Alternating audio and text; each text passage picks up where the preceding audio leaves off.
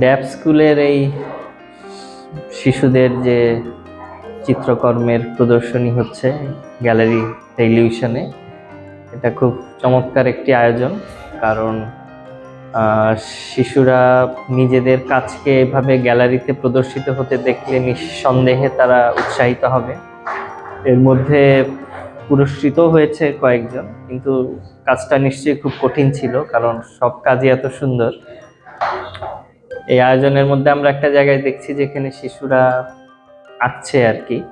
তো এটাও একটা খুব ভালো উদ্যোগ, কারণ যারা দর্শনার্থী শিশু যারা আসছে তারা ওই পুরো কার্যক্রমের একটি অংশ হয়ে উঠতে পারছে। তো আমি অভিনন্দন জানাই স্কুল কর্তৃপক্ষকে, যারা আঁকার শিক্ষক আছেন স্কুলে তাদেরকে ধন্যবাদ জানাই এই ধরনের একটি আয়োজন করবার জন্য।